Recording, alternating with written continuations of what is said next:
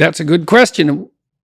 I was asked that multiple times on my tour, 3 times in a row, in fact, because we asked people to use this Slido gadget.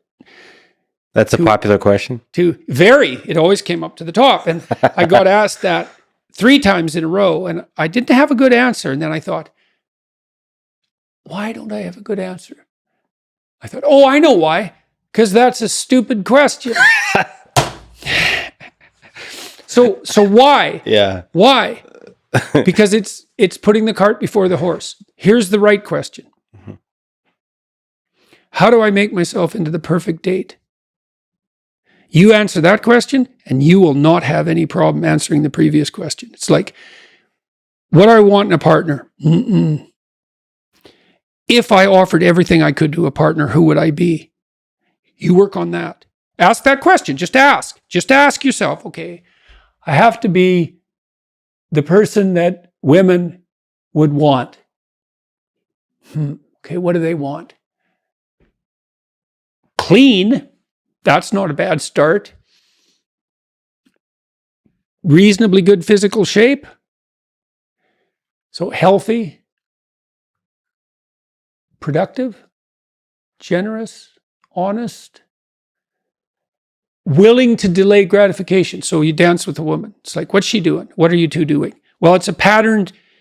There's patterns happening around you. That's the music. Patterns of being. That's the music. Now, can you align yourself with the patterns of being gracefully? That's what she's checking out. And then can you do that with her? And then can you do that in a playful and attentive manner?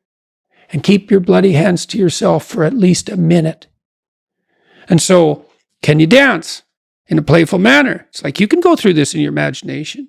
And you'll know. And then you think, well, how far am I from those things? And the answer is usually, man, it's a pretty horrible abyss separating you from that ideal. But the harder you work on offering other people what they need and want, the more people will line up to play with you. And so it's the wrong question. It's like, how can I be the best partner possible? And then you think, well, if I do that, people will just take advantage of me.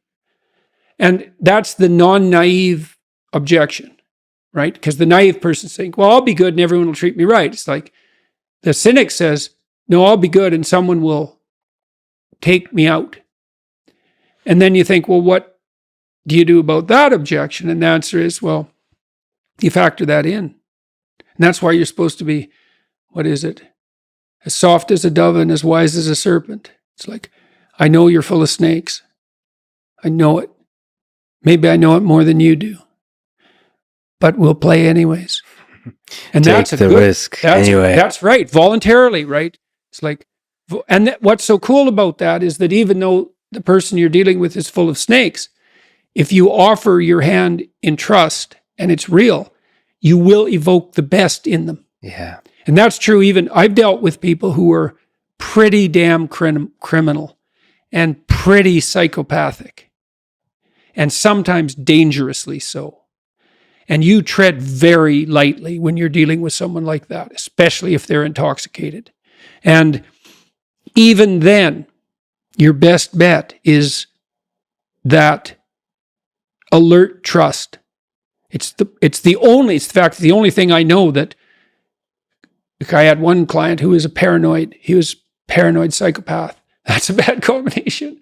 He was a bad guy, man. He had like 4 restraining orders on him. And restraining orders don't work on the sort of people that you put restraining orders on. And he used to be harassed now and then by, a bureaucrat in a bank with delusions of power. And he would say to them, he used to kind of act this out to me when I was talking to him. He'd say, I'm going to be your worst nightmare. And he meant it. Yeah. And he would do it. He had this obsessional, psychopathic vengeance that was just like right there, paranoid to the hilt. And paranoid people are hyper acute.